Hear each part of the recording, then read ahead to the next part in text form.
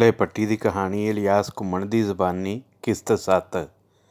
ਗੁੱਜੀ ਮਾਰ ਤੇ ਦੁੱਲਾ ਮੁੱਢ ਤੋਂ ਹੀ ਝੱਲਦਾ ਆਇਆ ਸੀ, ਪਰ ਹੱਡੀਆਂ ਦਾ ਚੂਰਾ ਕਰਨ ਵਾਲੇ ਸ਼ਿਕੰਜੇ ਵਿੱਚ ਜਦ ਉਹਦਾ ਧੜ ਧੂਸ ਕੇ ਘੁਰੀਆਂ ਕੱਸੀਆਂ ਗਈਆਂ ਤਾਂ ਹੋਰ ਹੱਡੀਆਂ ਦੇ ਜੋੜ ਢਿੱਲੇ ਹੋਣ ਦੇ ਨਾਲ ਉਹਦੀ ਰੀੜ੍ਹ ਦੀ ਹੱਡੀ 'ਤੇ ਵੀ ਡਾਢੀ ਦੱਬ ਆਈ ਸੀ। ਉਹ ਹੁਣ ਕੈਦਖਾਨੇ ਦੇ ਪਥਰੀਲੇ ਫਰਸ਼ 'ਤੇ ਲੰਮਾ ਪਿਆ ਰਹਿੰਦਾ ਤਾਂ ਕੁਝ ਸਾਹ ਸੌਖਾ ਜਾਪਦਾ, ਪਰ ਸ਼ਾਹੀ ਕਰਿੰਦਿਆਂ ਨੂੰ ਉਹਦੇ ਸੁੱਖ ਦੀ ਕੀ ਪਰਵਾਹ। ਉਹਨਾਂ ਜ਼ੋਰਾ ਜ਼ੋਰੀ ਫੜ ਕੇ ਫਰਸ਼ ਉੱਤੇ ਬਾ ਦਿੱਤਾ ਤੇ ਦਰੋਗਾ ਚਿਰਾਗ ਢੋਡੀ ਬੋਲਿਆ, ਸਿਰ ਉਤਾਂ ਚੁੱਕ ਕੇ ਵੇਖ ਦੁੱਲਿਆ, ਲਾਹੌਰ ਸ਼ਹਿਰ ਦੇ ਕੋਤਵਾਲ ਮਲਕ ਅਲੀ ਹੋਰੀ ਰਤਨ ਜੀ ਦਾ ਖਾਸ ਸੁਨੇਹਾ ਲੈ ਕੇ ਆਏ ਨੇ ਤੇਰੇ ਲਈ। ਮਲਕ ਅਲੀ ਕੋਤਵਾਲ ਬਿਨਾਂ ਲੱਗ ਲਵੇੜਦੇ ਸਰਦ ਲਹਿਜੇ ਵਿੱਚ ਬੋਲਿਆ, ਆਇਨੇ ਅਕਬਰੀ ਮੁਜਬ ਸ਼ਹਿਨਸ਼ਾਹੇ ਹਿੰਦੁਸਤਾਨ ਜਲਾਲੁਦੀਨ ਅਕਬਰ ਨੂੰ ਸਜਦਾ ਕਰਨਾ ਹਰ ਹਾਸੋ ਆਮ ਲਈ ਵਾਜਬ ਹੋ ਚੁੱਕਿਆ ਏ।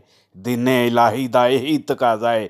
ਜੇ ਤੂੰ ਭਰੇ ਦਰਬਾਰ ਵਿੱਚ ਜ਼ਿਲੇ ਇਲਾਹੀ ਦੇ ਸਾਹਮਣੇ ਮੱਥਾ ਟਿਕਾ ਦੇਵੇਂ ਤੇ ਅਜੇ ਵੀ ਤੇਰੀ ਜਾਨ ਬਚ ਸਕਦੀ ਏ ਦੁੱਲਿਆ।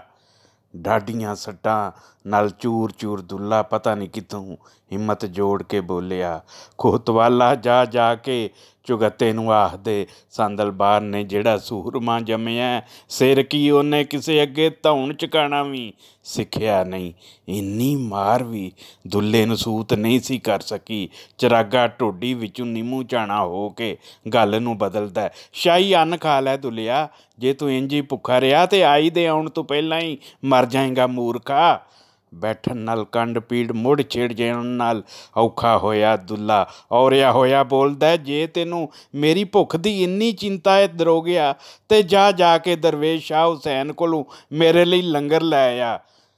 ਦੁੱਲੇ ਭੱਟੀ ਦੇ ਮੂੰਹ ਸ਼ਾਹ ਹੁਸੈਨ ਦਾ ਨਾਂ ਸੁਣ ਕੇ ਮਲਕ ਅਲੀ ਕੋਤਵਾਲ ਦੇ ਕੰਨ ਖੜੇ ਹੋ ਜਾਂਦੇ ਨੇ। ਲੈ ਭਾਈ, ਲਾਹੌਰ ਵਿੱਚ ਬਾਦਸ਼ਾਹ ਦਾ ਇੱਕ ਹੋਰ ਬਾਗੀ ਵੀ ਖੁੱਲ੍ਹੇਆਮ ਫਿਰ ਰਿਹਾ ਜੇ। ਉਹ ਗਲੀ ਗਲੀ ਨਾਚ ਨੱਚਣ ਵਾਲਾ ਮਸਤ ਅਲਸਤ ਫਕੀਰ ਵੀ ਤੇਰਾ ਬਾਂਬੇਲੀ ਏ। ਸ਼ਾਹੀ ਗੋਲਿਆਂ ਦੀਆਂ ਤੇ ਜਿਵੇਂ ਦੌੜਾਂ ਹੀ ਲੱਗ ਜਾਂਦੀਆਂ ਨੇ।